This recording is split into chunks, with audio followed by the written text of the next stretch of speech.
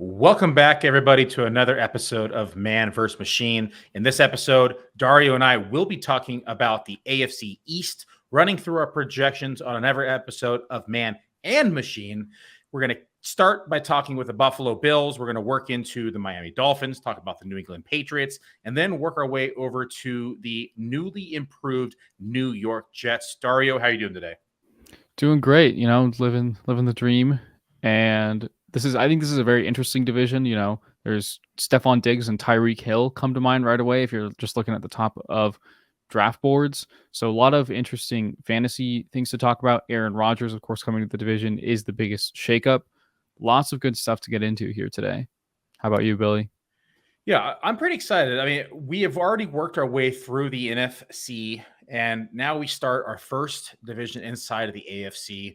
By the time this wraps up, we are going to be in our first week of July. We're going to have camp kicking off. We're going to have a little bit more news to talk about, be able to talk about our projections a little bit more. We're going to see what happens inside camp. Injuries may be affecting things. We'll probably get some updates on some of the close teams to be watching in terms of competitions in the backfields or the receiving course, or even maybe at the quarterback position. And then we'll be able to dive back into our traditional debates and where we have some real differences inside of our rankings and projections. But before we dive in, let's go ahead and get a quick word from our sponsor, and then we'll hop into these projections. Oh, baseball season's heating up. It's all about baseball right now. Baseball. Yeah, baseball is the most exploitable of the sports, especially on Rival Fantasy, rivalfantasy.com. Go there now. They have the fantasy book where you can take over under a certain number of fantasy points, and they have challenges where you can take player X or player Y. I get great pleasure out of fading Mike Trout into oblivion. And then don't forget about Fantasy Bingo, where you can say, okay, I think Acuna's going to steal a base today. I think that Freddie Freeman's going to have 2 hits based on the matchup. The lefty-righty and the pitcher quality matchups that you could exploit are unlike any other sport. Go to rivalfantasy.com. Use the promo code PLAYER. They refund any losses up to $50, and they are a great supporter of Player Profiler. Everything we do, this show in particular, is only possible because of Rival. Rivalfantasy.com. The promo code is PLAYER.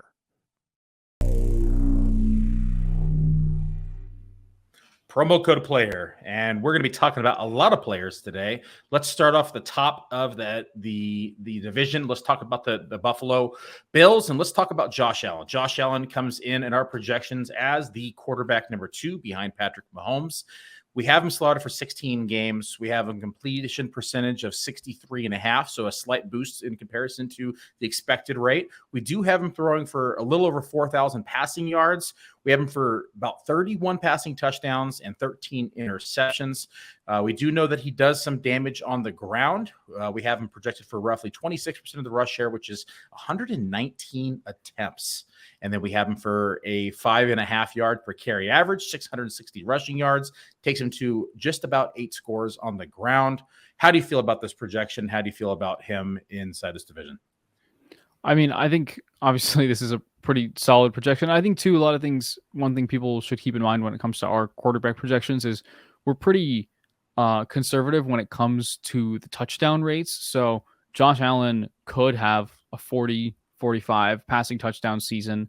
We've seen him have some pretty good years throwing the ball, but we know from history that touchdown rate for passing in general is one of the flukiest stats year over year. You can go from, Patrick Mahomes, his first year as a starter, when he threw those 50 touchdowns, was almost a 9% touchdown guy. That's just unsustainable for anyone. So Josh Allen, like you said, we've got him projected around 5.4% touchdown percentage. It's a little bit lower than where he's been the last couple of years, but that's just because usually it's hard to stay consistently above 4.5 without being a really great quarterback. And he's a really good quarterback, which is why he's well over that 5% mark. But 35, 36, 37 passing touchdowns the last 3 years. 31 might sound like a conservative projection, but that's just because of the nature of passing touchdowns and the fact that we project 16 games for all the starting quarterbacks rather than 17. Yeah, we added in that 17th game, and he very well may play 17 games. But we look at his history, 2022, he played 16, he played 17, 2021, 16 in 2020, 16 in 2022, 2019. And so We do take a conservative approach, as Dario said, and just in general with rankings, right? These are mean projections. We're not looking at ceiling plays because we all know that Josh Allen's ceiling very well could be 40 touchdowns, as Dario just mentioned. Let's talk about the rest of the rushing game, though, since we just talked about some of his rushing stats. We do have him project. So the rest of the team, Damian Harris projected for 37% of the rushing share, is actually leading this backfield, is what we have in projections. That is going to be 170 rushing attempts, 763 rush yards, 6.8 rushing touchdowns. And then closely behind him, we have James Cook in at 33% of the rush share, which is 151 rushing attempts, 681 rushing yards, and another 5 scores on the ground. We do have some miscellaneous carries going to Nyheim Hines and some minor carries heading over to Kyle Allen, and Reggie Gilman is another one. And so overall, we have a two-headed backfield here between Damian Harris and James Cook. Damian Harris is very intriguing to me this year because he has the ability to catch the ball. He's shown efficiency running the ball between the tackles. He's also shown efficiency in the red zone. What is your take on Damian Harris this year as a Buffalo Bill? I think like you hit the nail on the head. I mean, he's shown to be very efficient in the red zone. He had that 15 touchdown season with New England a couple years ago. Obviously, he dealt with some injuries last year. He's going about 20 picks later than James Cook in ADP over on Underdog, which I think is, kind of justified because he's not known for being as much of a receiving back. But also, I think if one of these guys is going to help the Bills take that goal line load off of Josh Allen's shoulders, it's going to be Damian Harris. We know this is going to be one of the higher scoring offenses in the league. So I'm with you. I think Damian Harris is a pretty savvy 10th round pick in best ball drafts right now, and someone that you probably want to be stashing on your rosters in redraft. Not anyone who's going to immediately be required, but I think that, this confidence that we're projecting for James Cook to take a leap, I mean, it's a little bit in reading into what the Bills front office has been saying about him. But if you look at his snap shares last season, he only played one game where he went over 50% of snaps, and that was week 18. So there's some considerations there to factor in of, does a guy who's 5'11", 199 ever completely take over this backfield and have that upside scenario that people are rooting for? And that's to be seen. I think we're projecting him for some growth this year. I mean, after all, he had 91 carries last year. We're projecting him for 150. So I think that we see his role grow, but that edge outcome that really does see him become a top-tier fantasy asset, pretty unlikely. Yeah, you mentioned the 15 touchdown season by Damian Harris in 2021. By far his most productive inside the red zone that year when he's on the New England Patriots. He did eclipse 200 carries that year, so he stayed healthy. He played 15 games for the most part. Last year, we only saw 11. 2020, we saw 10. We do know that running backs get banged up. But he had, from a target standpoint, 20 targets. And you mentioned him earlier saying that he hasn't had a large role inside the passing game. But when he has been given the opportunity to be a pass catcher, he's had a pretty good success rate. He has a 90% catch rate out of the backfield and only has 1 drops, and this was in 2021. Of course, I'm just kind of looking up outside on a larger scale, so I'm not looking in 2022 just because of the shorter season. But do you think that he has the ability to maybe add a new dynamic to his game here in Buffalo, or do you think that is James Cook's role? I think it's going to be James Cook's role to lose, and I think also, I mean, they traded something for Nyheim Hines last year. We all thought it was going to become a 3-headed backfield, and then Nyheim Hines was primarily kick returner. With something small sample, I mean, you talk about 2021, he had 18 receptions on 20 targets. The catch rate to me almost doesn't really matter. I look at the yards per route run. He had 1.13 on 117 routes run, which is usually we look for like 200 routes run for something like that to stabilize and be a true indicator of a player's quality. But the fact that that was, much closer to 1 is not a great indicator for him, I think. I mean, just to look at James Cook last year for comparison, he was 1.65 yards per route run. So not, otherworldly, but I know that Devin Singletary catching passes out of the backfield was one of the most inefficient backs in that regard in all of football for the last couple seasons. So I'm sure that they're looking to expand on that dynamic. And I think that James Cook is probably going to be the way to go. I mean, if we look at how we have them projected, we have 42 targets projected for Cook and 33 projected for Harris, which frankly, looking at his historical numbers feels a little bit optimistic. Yeah, it is a little optimistic, but I think he has shown that he's capable, and I definitely think he will be involved. It might be a little optimistic, I think, but I think that he has the ability to be that back, and that's why I've actually given him, a uptick in that department in comparison to what his career averages are. Maybe 0.5% too high, maybe 1% too high, but I still think overall he is a viable back, especially at ADP, and I love his cost right now of where he's going. Let's move on over to the receiving core. We all know that Stephon Diggs is the number one target in this offense, comes in at 28% of the target share for us. Then we have a kind of mixture of receivers here kind of falling into the mid to low teen range. So Gabe Davis comes in at 15% of the target share. Khalil Shakir comes in at 11% of the target share. And then we work our way over to the tight ends. And you and I like Dalton Kincaid, but we have definitely kind of pumped the brakes in terms of the expectations for Dalton Kincaid in his rookie campaign. They still have Dawson Knox on the team as well, who comes in at 9.5% target share. And then we just talked about the backs like James Cook at 7%, Damian Harris around 5%.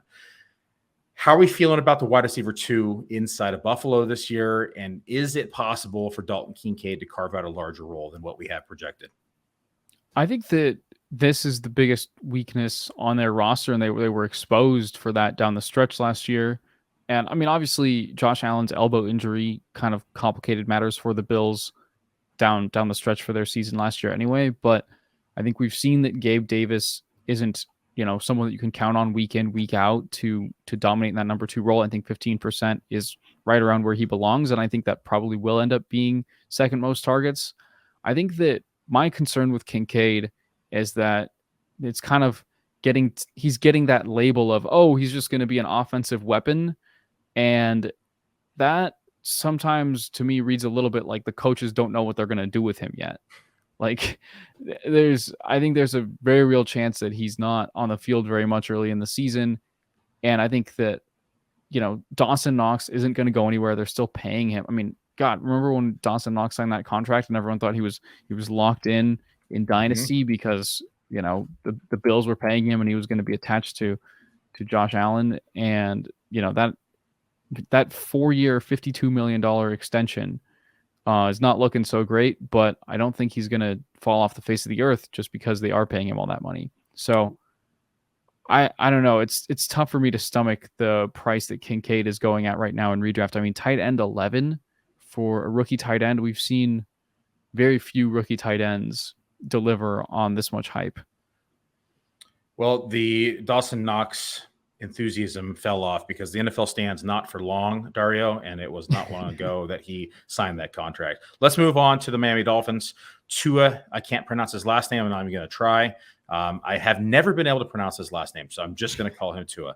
Tua comes in our projections only on a 14-game expected active games. We have him projected for roughly 3,800 yards, 29 touchdowns, and roughly 10 interceptions. If we knew that we were going to get 16 games out of Tua, I think that you could argue that he is probably quarterback 5 through 7 range, but the health is the major concern here. And we all know that he has had some scary concussions as of late, and one more of those could potentially end his career. It's hard to project for injuries, but I think it's safe to say he may not finish the season at least in a full capacity of 16 or 17 games. And I think it's pretty safe to project at this point in his career. What do you think?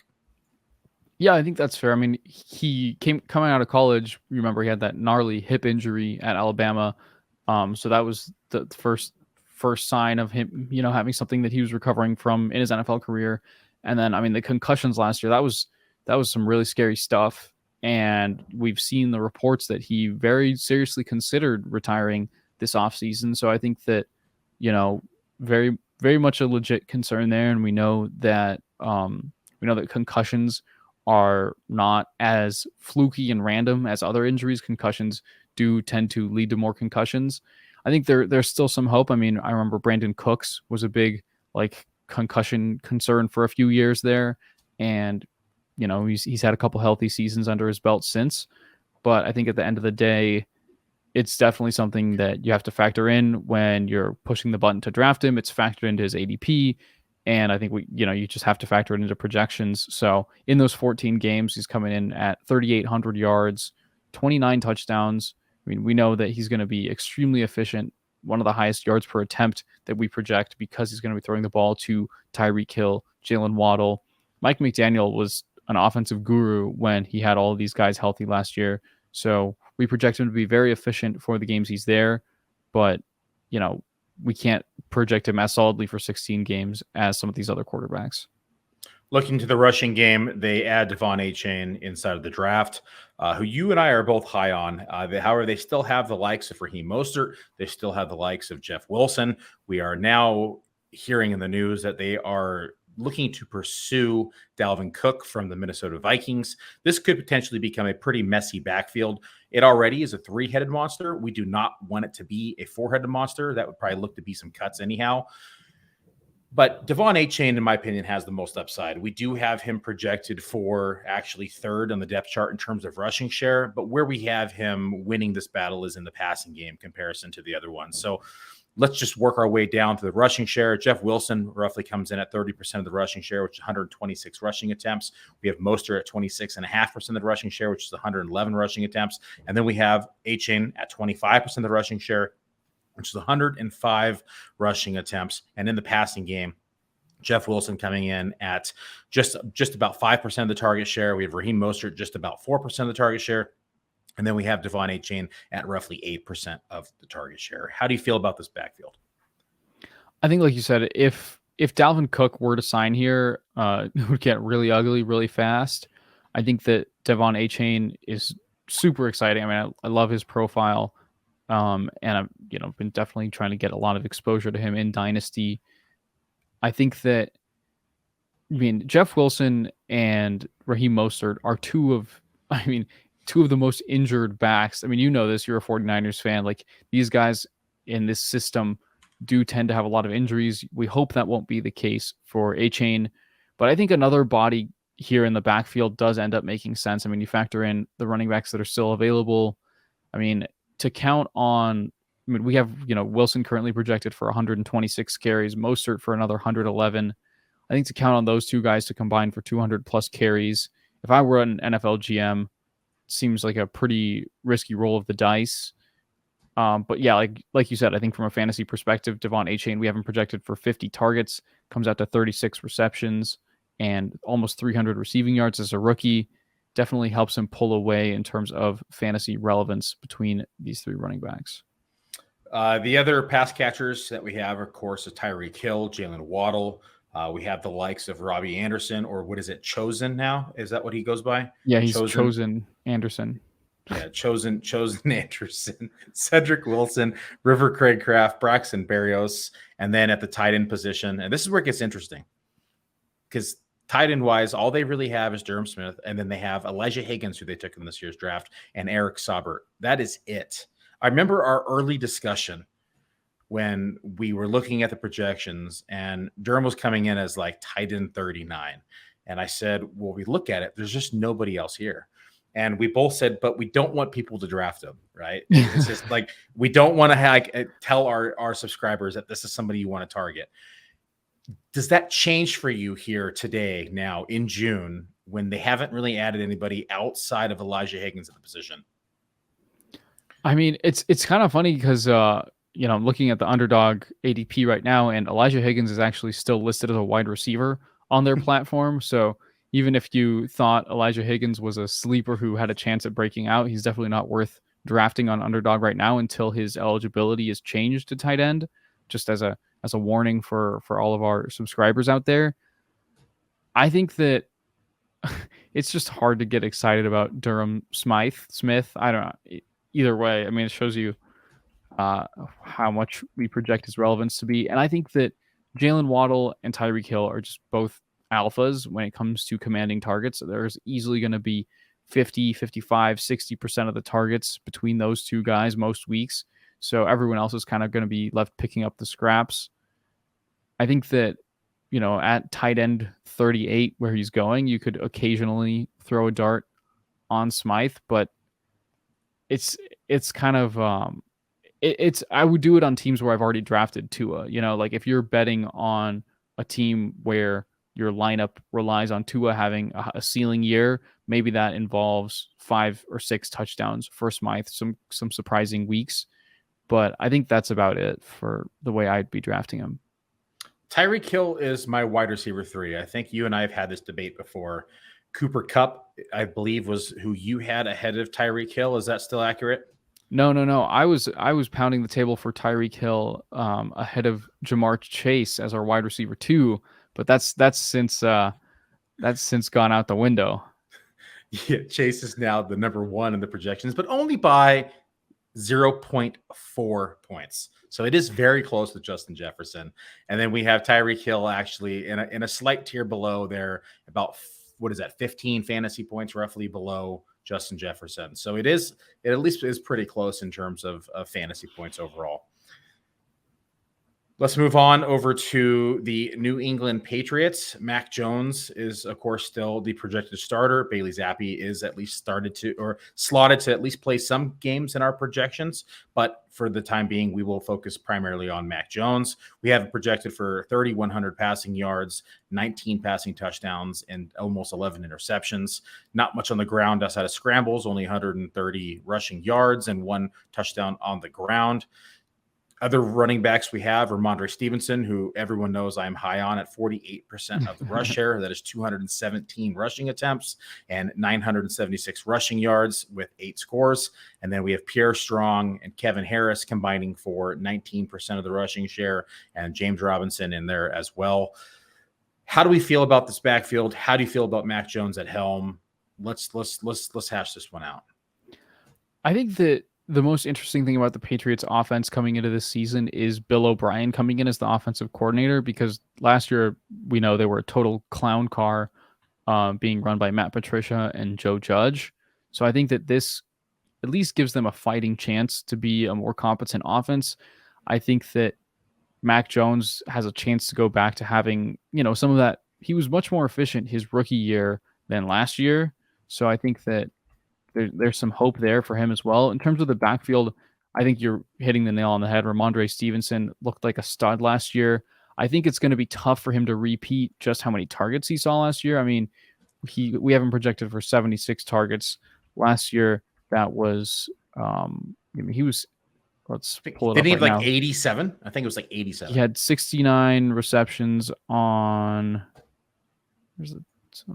89 targets. Yeah, number 3 among running backs. So we have him projected for a slight dip down to 76, which I think is pretty reasonable. That some of those games last year where he was getting double-digit targets, I mean, you would hope that with a better offensive infrastructure around, they won't be relying on throwing to their running backs as much. But the departure of Damian Harris is absolutely huge when it comes to Stevenson's role on the ground. So, I mean, he had 210 carries last year. We project him for slightly more than that at 217. But the fact that he's no longer going to have to potentially split that backfield, I think there's room for him to take that even further. I mean, we have him projected for just under 1,000 rushing yards, and he got over 1,000 last year. So I think that this is a pretty middle of the road projection, and I definitely can see the optimism that you've got for him. Yeah, you just mentioned the targets that we haven't projected for. The rest of the pass catchers, we have Juju Smith-Schuster leading the wide receiver core at 20% of the targets, which is 109 total targets. From there, it gets pretty messy pretty quick. We are believing this will look like a lot of 12 personnel. So we have Gesicki and Hunter Henry actually as the number 2 and 3 options. From there, we have Tyquan Thornton at a very close second behind Hunter Henry. And then it just falls off from there to Kayshon Boutte, Kendrick Bourne, Devontae Parker. We would have to believe that they are not done at the position. But as of today, this is what we are left with. Do you believe, or I should say, are you confident in my projections here that we're going to see a lot of 12 personnel? I mean, it seems like out of necessity, right? Like, I mean, there could be a lot of just heavier packages in general. I think that maybe we see some like multiple like running back formations, a lot of stuff like that, where they're getting heavier just overall. Kind of like what we saw the Bears or the Falcons do last year. But I mean, this 20% target share for Juju feels pretty optimistic. He's been barely at a 20% target rate the last couple seasons. So, I mean, if it wasn't for the fact that there's literally no one else in this offense, I'd feel much more comfortable projecting him for like 17.5, which probably comes out to, that would be more like 95 targets, which, it's splitting hairs, but I think that 20% feels a little bit on the optimistic side. And I feel the same way slightly toward Gesicki. I mean, it's kind of tough to analyze him right now because he just had no role last year on the Dolphins. They were like, oh, you can't block. Well, then say goodbye to playing football, I guess. Because, I mean, he had an 18% target share in 2021.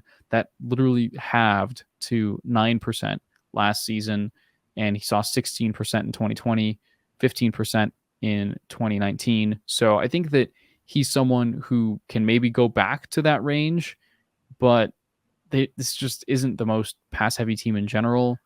I think that, we saw that last year with, I think it was 2 off seasons ago now that they signed Hunter Henry and Jonnu Smith, and everyone was like, what's Bill Belichick doing? Maybe they will run a lot of 12 personnel. Maybe they will both get the usage. And really, we never saw that come to fruition. So that makes me a little bit skeptical that we'll see Henry and Gesicki combine for almost 150 targets. This is the only team that I look at everybody and project it for and say that may be too high. Listen to this. Devontae Parker, 5%. That's almost 30 targets for him. I'm like, slightly too high. Kendrick Bourne, 10%, 54 targets. Kind of seems high. Kayshon Boutte, 7% as a rookie coming into Belichick offense, 38 targets. Kind of seems high. Tyquan Thornton, 10%, 55 targets, same thing. Juju Smith-Schuster, you just talked about it, 109 targets, same thing. Hunter Henry, 60 targets, same thing. Mike Gesicki, 81 targets, same thing. Maybe we should just give it all to Ramondre Stevenson. Yeah. I think that, of all those names that you mentioned, I think Devontae Parker is probably the most interesting one that maybe we could get out of here. Give another percent or two. He had 47 targets last year, and he's never been below that number in his career. So as long as he's running dog water and he's old. Yeah. As long as he's running routes, I think he can probably get to this 27 targets. But like you said, everyone else, Kendrick Bourne for 54 feels really optimistic. He just had like 2 big games last year. Kayshon Boutte, like you said, 6th round pick. Pretty doubtful. Tyquan Thornton, very interesting dart throw where he's going, in like 170th pick in ADP, but it's risky. The guy played like 4 games in his rookie year and he weighs like less than I do. So it's definitely like, I agree with you. It's just an offense where you're like, where could these targets possibly go? Maybe they do go back to Ramondre Stevenson and he's the RB1 this year. Who knows? I'm punching it back up right now. I've moved him back to 15% target share. I am actually going to reduce Juju right now on air to 19%. And I'm actually going to give Ramondre Stevenson another 0.5%. Jesus Christ. And I'm going to take away 0.5% from Gesicki. That feels a little better. Where did that move from Ramondre to? I don't even want RB5. It's funny because I agree with you generally, but I think that, like, would I be surprised if this happens? No. Is it a median outcome? I don't think so. This might be the floor for Ramondre Stevenson, Dario. This might be the floor. Let's talk about another team who saw a pretty disgusting floor last year with Zach Wilson under helm. They finally add a quarterback. Everyone says they're a quarterback away from potential Super Bowl, and that is the New York Jets. They acquired Aaron Rodgers in the offseason. They get Nathaniel Hackett. Those two are back together at the hip. We have Aaron Rodgers projected for 16 games, which is 573 pass attempts, which is higher than his previous few years in Green Bay. We give him 4,200 passing yards and some change, 31 touchdowns roughly, and 13 interceptions roughly. And I'm feeling pretty good about it. What's your take on Rodgers this year?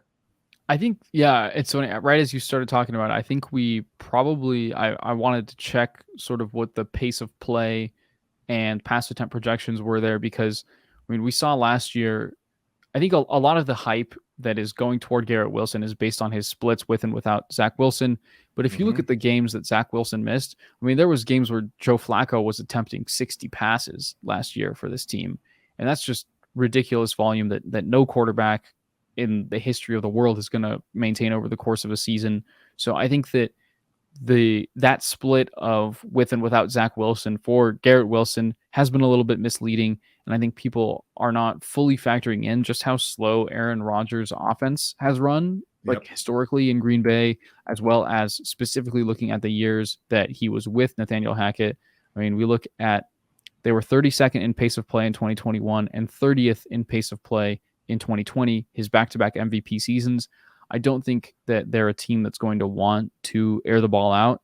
I think, if anything, this is, I mean, screaming at me that we need to turn down the pass attempts even more on the Jets. Yeah, this is a pretty good, what is this? This is like 5% decrease in passing attempts from last year. And you're right, it may not be enough because when we look at Aaron Rodgers historically, he has only hit this number, 573 is what we projected for, twice in his career.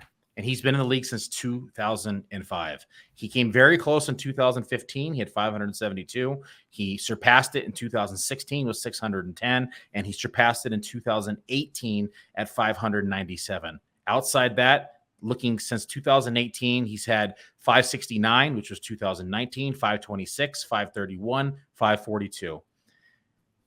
This would actually coincide with my belief, and we've talked about this on this show. I've talked about it with Matt on the Dominator. I've talked about it with Theo on First Class Fantasy.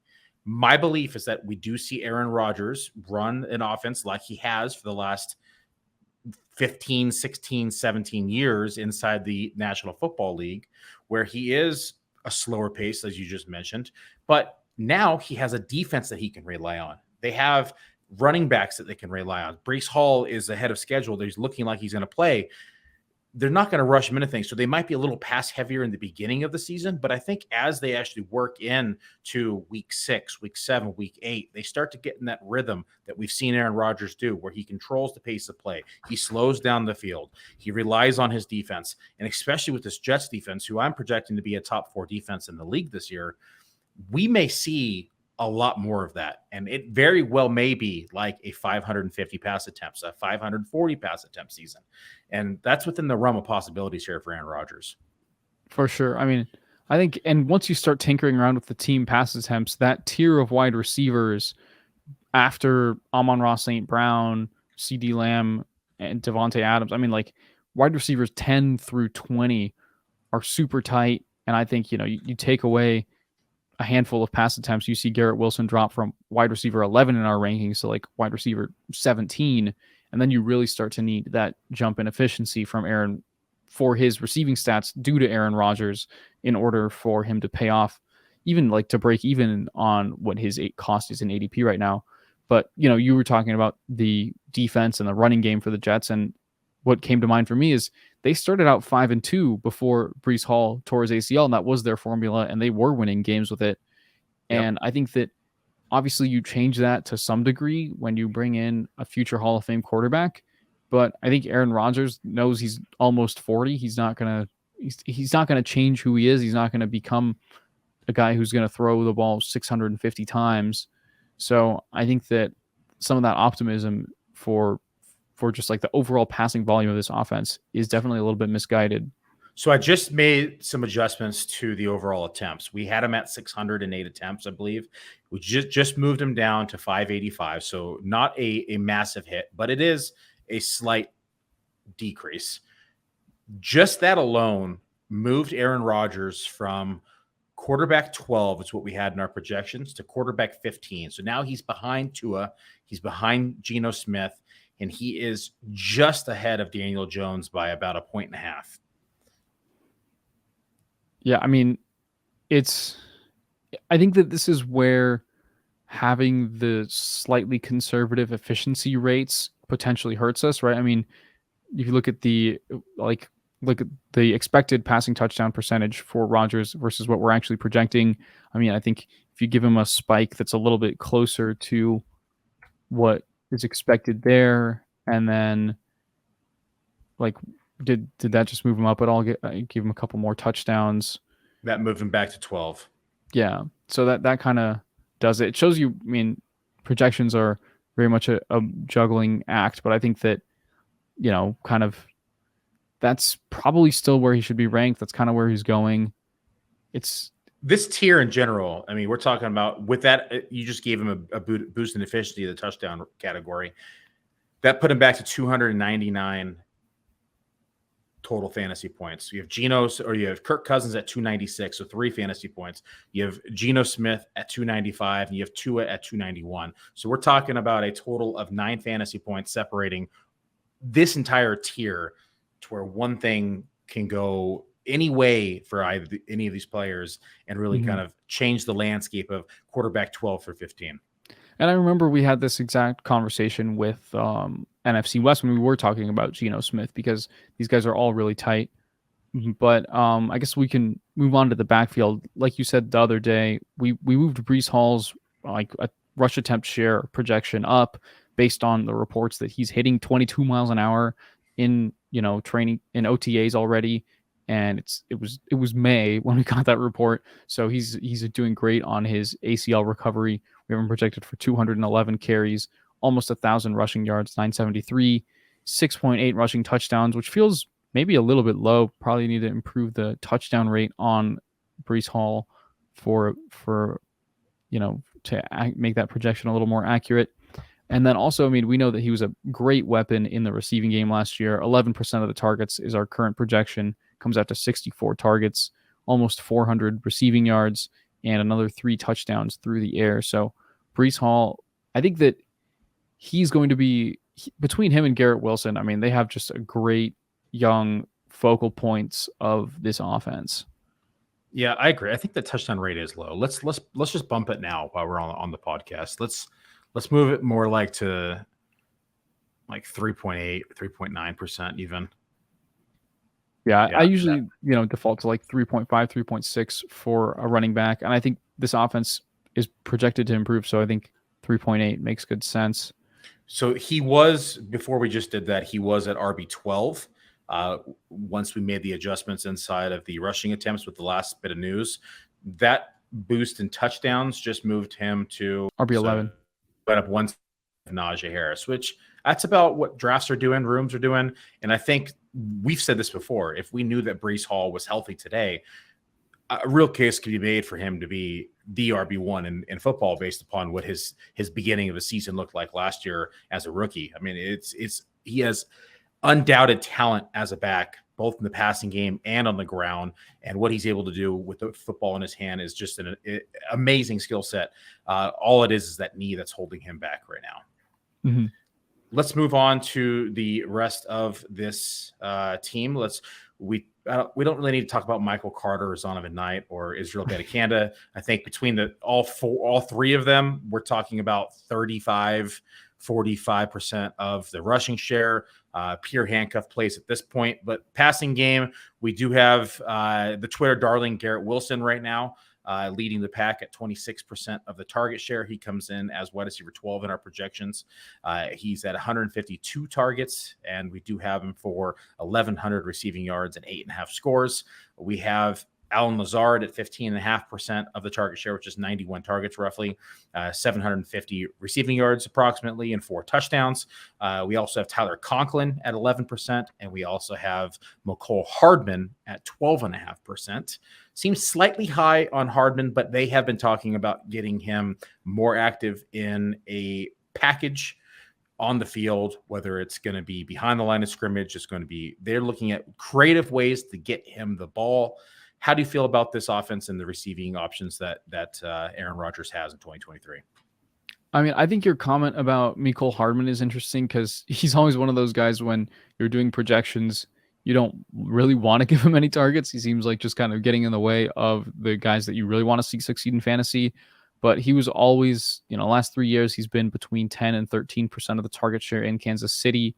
like you said, I think that they signed him for a reason. I think they're going to use him in some gimmicky stuff, and he's going to end up right around that 10% target share again.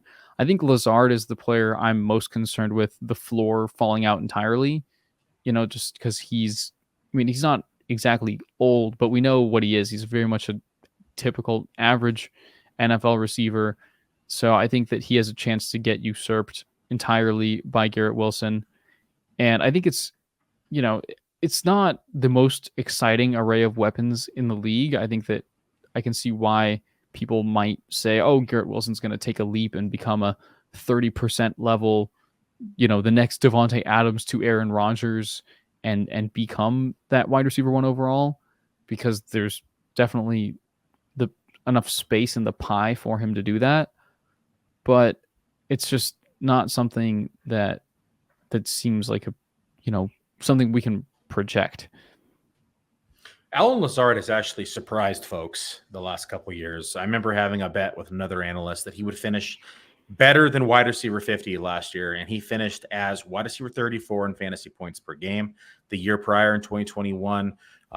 Also with Aaron Rodgers, these statistics, for wide receiver 44 in points per game. So it's not like we are expecting Alan Lazard to come out and be a wide receiver 2 or a wide receiver 1, although he may have that in the cards on any given week in terms of a blow-up touchdown game. We are just saying that he has the possibility to be a back-end wide receiver 3, high-end wide receiver 4 in fantasy, just because of his chemistry that he has with Aaron Rodgers.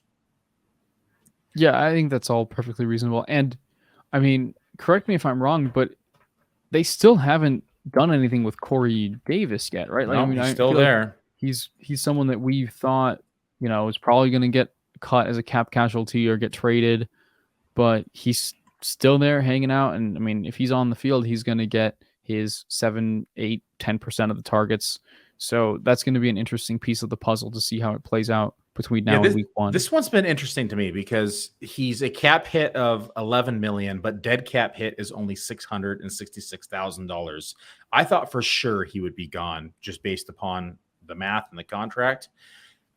If he's not moved, I think that this target share that we currently haven't projected for is a little bit low. This was me kind of working my way down into believing that he was going to be released, but here we are. It's June now, and he still hasn't.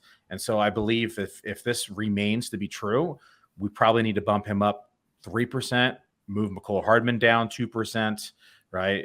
Maybe just swap. And I think Lazard altogether. definitely takes a pretty big hit too, because they're both just kind of, veteran guys who can probably project for similar roles. That's right. Well, that concludes our AFC East projections discussion. We will be back next week as we talk about the AFC North and work our way down through the AFC. Thanks for tuning in, everybody, and we'll see you all next week. Hey, you like that video? Be sure to subscribe and activate those alerts so you get notified as soon as new videos drop. And be sure to check out playerprofiler.com. We have all the tools for you to dominate every type of fantasy league. We have a draft kit, Dynasty Deluxe, data analysis, DFS Dominator, and don't forget the player rankings to rule them all.